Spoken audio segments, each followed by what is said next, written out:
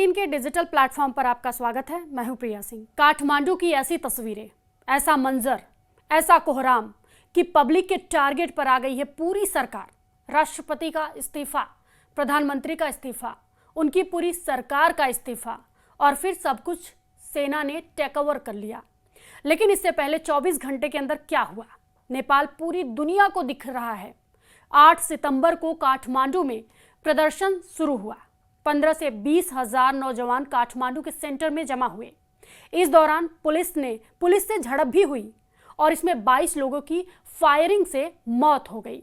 400 से ज्यादा लोग घायल हुए और 24 घंटे के अंदर नेपाल के प्रधानमंत्री को इस्तीफा देना पड़ा।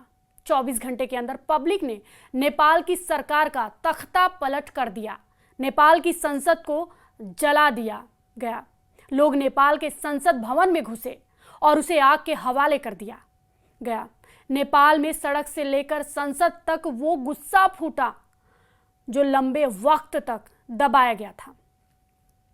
काठमांडू में नारे लगे, केपी चोर देश छोड़, और पीछे जलता रहा नेपाल का संसद भवन।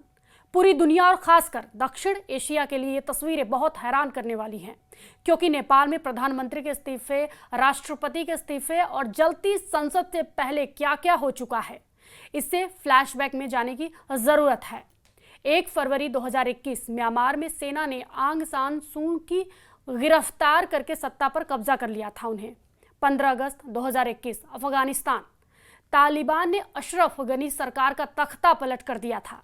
10 मई 2022 श्रीलंका के राष्ट्रपति महिंदा राजपक्षे जनता के लगातार प्रदर्शन के बाद देश छोड़कर भागे थे। 5 अगस्त 2024 बांग्लादेश, पब्लिक के गुस्से के बीच शेख हसीना सरकार को देश छोड़कर भागना पड़ा शेख हसीना को। और अब 9 नवंबर 2025 नेपाल की तस्वीरें हैं। 24 घंटे के प्रदर्शन के बाद ही नेपाल के प्रधानमंत्री और राष्ट्रपति को इस्तीफा देना पड़ा। नेपाल की सत्ता को जेन जी यानी जनरेशन जी वाली पीढ़ी खा गई। जेन जी यानी वो पीढ़ी जो साल 1997 से साल 2012 के बीच पैदा हुई है।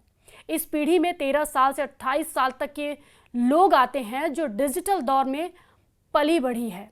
इसी पीढ़ी का मुकाबला नेपाल की सरकार नहीं कर पाई है। पीएम का इस्तीफा और जलता हुआ संसद भवन, नेपाल में सत्ता के खिलाफ अंगारों की बौछार इसका बहुत बड़ा सबूत बन गया है।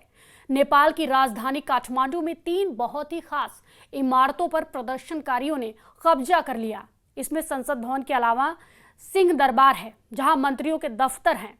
यहां से किसी तरह से मंत्रियों को सुरक्षित निकाला गया। हिंसक प्रदर्शनकारियों के गुस्से की चपेट में नेपाल का सुप्रीम कोर्ट भी आया है, जिस पर लोगों ने कब्जा कर लिया। आपको बता दें कि 2008 में राजशाही से लोकतंत्र में तब्दील होते हुए नेपाल को पूरी दुनिया ने देखा। वो दौर भी काफी हंगामेदार रहा, लेकिन डेमोक्रेसी तक का वो सफर भी नेपाल ने ऐसे दर्दनाक मंजर नहीं देखे थे। नेपाल में एक और संकट ये भी है कि राजशाही खत्म होने के बाद कोई भी सरकार 5 साल का भी कार्यकाल पूरा नहीं कर पाई है। अब 2025 में नेपाल की पब्लिक का क्रोध हर रिकॉर्ड तोड़ चुका है और इसका सबसे बड़ा शिकार यहाँ की सरकार, यहाँ का सिस्टम और यहाँ का हर वो हिस्सा बना है जो सत्ता से जुड़ा है।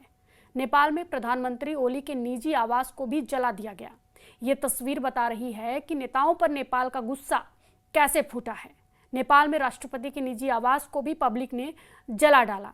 राष्ट्रपति रामचंद्र पौडेल के निजी घर में प्रदर्शनकारी घुसे और उसे आग के हवाले कर दिया। इस वीडियो को देखिए, जिसमें नेपाल के वित्त मंत्री विष्णु पौडेल को दौड़ा दौड़ा कर पीटा गया। ये वीडियो सोशल मीडिया पर वायरल है और इससे अंदाजा लगाया जा सकता है कि सरकार को लेकर गुस्सा कैसे फूटा है। सड़क पर जान बचाने के लिए भाग रहे नेपाल के वित्त मंत्री और उनका भेड़िए की तरफ पीछा कर रही पब्लिक। वहीं नेपाल में पूर्व प्रधानमंत्री शेर बहादुर देउबा भी इस गुस्से से नहीं बच पाए।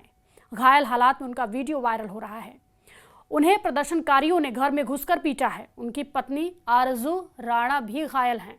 इसके अलावा प्रदर्शनकारियों ने नेपाल की राजनीति के सुरमा बने पूर्व प्रधानमंत्री पुष्प कमल दहल प्रचंड और संचार मंत्री पृथ्वी सुब्बा गुरंग के निजी आवासों को भी जला डाला।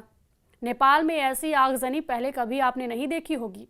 नेपाल में वही आग लगी जो दक्षिण एशिया में कई और देशों को जला चुकी है। आपको बता दें कि 7 सितंबर तक नेपाल में सब कुछ सामान्य यानी ठीक रहा।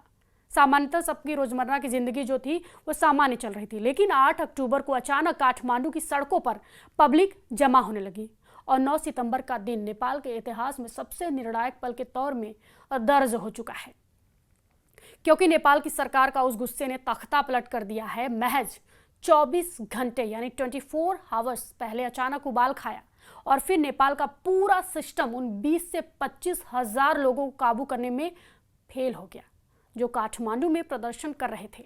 नेपाल में पब्लिक पर पुलिस की गोलीबारी तब शुरू हुई जब भीड़ ने काठमांडू में लोकल पुलिस सर्कल पर आग लगा दी। इसके बाद पुलिस के अफसरों पर हमला हुआ और तभी पुलिस की तरफ से फायरिंग शुरू हो गई। नेपाल के नौजवानों का गुस्सा यहाँ के निष्क्रिय राजनीतिक ढांचे को लेकर काफी वक्त से उबाल ले रहा था। बदलाव की मांग बस किसी बहाने का इंतजार करती रही। इस आवाज को तब ताकत मिली जब नेपाल की सरकार ने सोशल मीडिया प्लेटफॉर्म पर पाबंदी लगा दी। वजह रही नेपाल की सरकार नीतियों का पालन ना करना। इसमें फेसबुक, इंस्टाग्राम और व्हाट्सएप जैसे 26 सोशल मीडिया और मैसेजिंग प्लेटफॉर्म शामिल थे। इस प्रतिबंध के बाद युवाओं ने 8 सितंबर को प्रदर्शन शुरू किया था। ये मुद्दा ऐसा बहाना बना कि सरकार पर भड़की हुई पब्लिक काठमांडू में इतनी बड़ी तादाद में जमा हो गई कि उस पर काबू पाना काफी मुश्किल हो गया। नेपाल की भड़की हुई पब्लिक के सामने मुसीबतें कैसे पहाड़ बनती गई वो समझिए। नेपाल में आए तूफान की जड़ सिर्फ सोशल मीडिया पर पाबंदी तो रही ही, इसके पीछे कई वजह है। नेपाल में इस पब्लिक के गुस्से के पीछे भ्रष्ट सिस्टम और नेपाल में फैला भ्रष्टाचार रहा।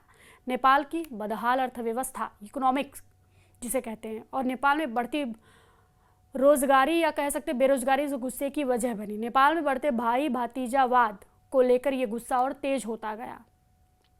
आपको बताते चले कि 8 सितंबर को पुलिस फायरिंग में कई लोगों की मौत के बाद लोगों का गुस्सा और भड़कता गया और 9 सितंबर को लोगों ने संसद भवन में चढ़ाई कर दी।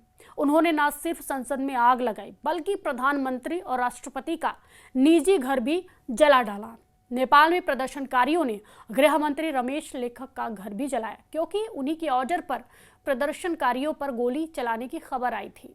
इन तमाम घटनाओं के बीच गुस्साए पब्लिक ने कई राजनीतिक दलों का दफ्तर भी जला दिया। नेपाल में बड़ा राजनीतिक संकट ये भी रहा कि 2008 में राजशाही खत्म होने के बाद नेपाल में स्थिर सरकार नहीं रही। 2008 के बाद से नेपाल में कोई भी सरकार 5 साल का कार्यकाल पूरा नहीं कर पाई। नेपाल में भ्रष्टाचार के मामले भी उठते रहे हैं, लेकिन कभी कोई निर्णायक एक्शन ना होने से अब पब्लिक एक्शन दिखाने पर मजबूर हो गई है। नेपाल में 15 से 24 साल की उम्र के बीच के युवाओं की तादाद बहुत ज़्यादा है और इस वर्ग के पास नौकरी के मौके भी काफ़ी कम हैं, क्योंकि बेरोजगारी नेपाल में बड़ा संकट बनकर उभरी है यानी सामने आई है। बची हुई कसर नेपाल की सरकार ने पूरी कर दी है जब उसने नौजवानों के बीच पॉपुलर सोशल मीडिया को बंद करने का ऐलान कर दिया। अब देखना है कि नेपाल में आगे क्या होने जा रहा है। सेना ने सब कुछ अपने कब्जे में ले लिया है, लेकिन आगे नेपाल का नया नेतृत्व कैसा होगा? क्या ये नेपाल की चुनौतियों से मुकाबला कर पाएगा? और सबसे बड़ी बात, जिस मकसद को लेकर यहाँ के लोगों ने नेपाल में तख्ता पलट किया है, क्या वो हासिल हो पाएगा? इस वीडियो पर आपकी क्या प्रतिक्रिया है, हमें कमेंट बॉक्स में ज़रूर बताएं और फॉलो कीजिए न्यूज़ 18।